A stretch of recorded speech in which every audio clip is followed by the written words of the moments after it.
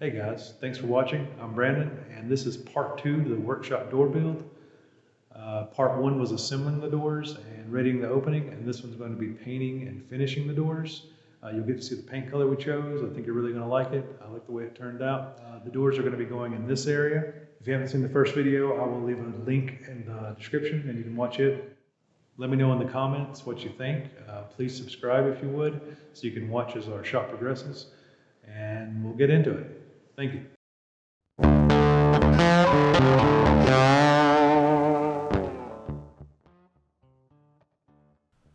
The first video ended with the prep work to the door, and that is what you see here. Me wood filling the holes, the screw holes, and the imperfections in the wood, and giving it a good sanding all the way around. The trim wood that runs around the door was some reclaimed material that came from the demo of the shop, so it was pretty rough and needed a lot of attention before painting.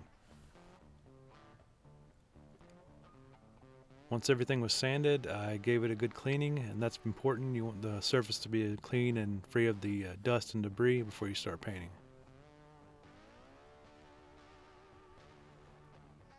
And you're about to see the color we chose.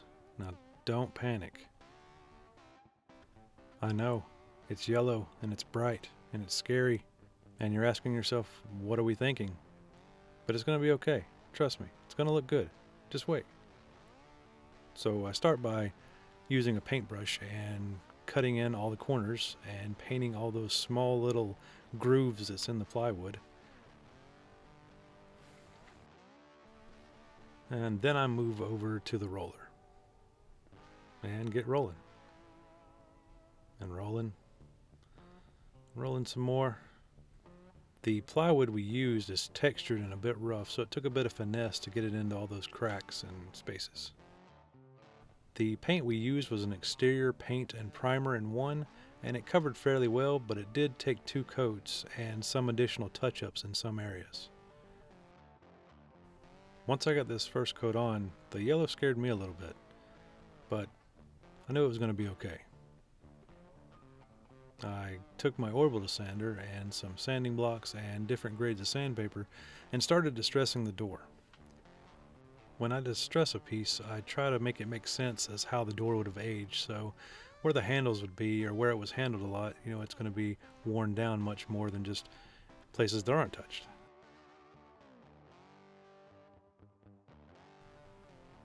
This is a pretty long process, and I try to start with aggressive sandpaper and then work my way down to a finer grit.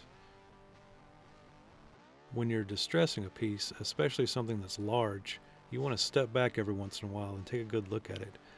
Some areas I just wanted the paint scuffed, and others I wanted the bare wood exposed, so I had to take a step back and look at the piece and see where it needed more attention.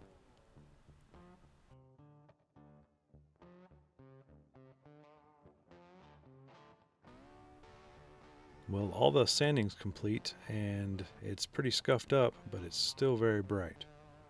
So on to the next part of the distressing process. I make sure all the dust and paint and debris is off the piece to be sure that it's clean for the next part of the process. The next part's really what's going to tone down the color some. Here I'm just taking some stain that I've had, pretty dark color, and rubbing it all over the surface. I've used many different products to distress furniture and things, and I found that wood stain works pretty well. I used a cheap chip brush to get into all the grooves and the edges and the corners. It works a lot better than trying to just put it in there with a rag.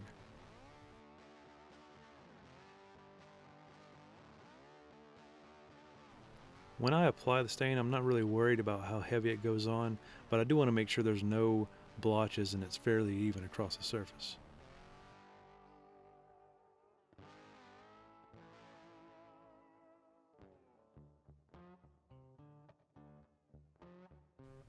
As I mentioned before, this plywood's really textured and rough, so using the brush really helps to get it into all those little cracks and grooves that's in the surface. You really want all those cracks and imperfection to hold that stain, because that's how it would look were it old. After the stain had set a while, I come back with mineral spirits and wipe down the whole surface. This will remove the excess stain that didn't penetrate, and it will even everything out and make a smoother finish.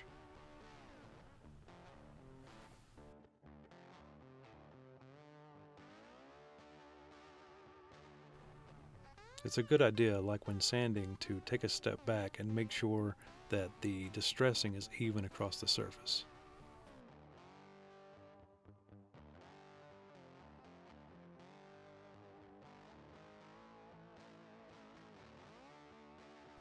With the doors painted and distressed, I could begin mounting the hardware. I put 3 of these 13-inch decorative gate hinges on each door, which should be more than enough to hold up the weight.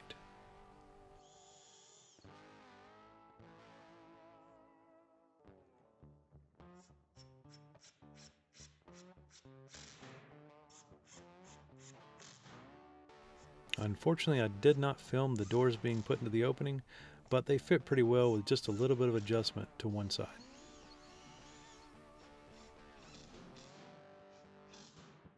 And here are the doors all finished up. They came up pretty well. I really like the yellow and the distressed look. That's kind of what I was going for, like an old door. They do have 2 coats of spar urethane on them, which is a good finish for painted surfaces, and it's good for bare wood also. So they should hold up pretty well.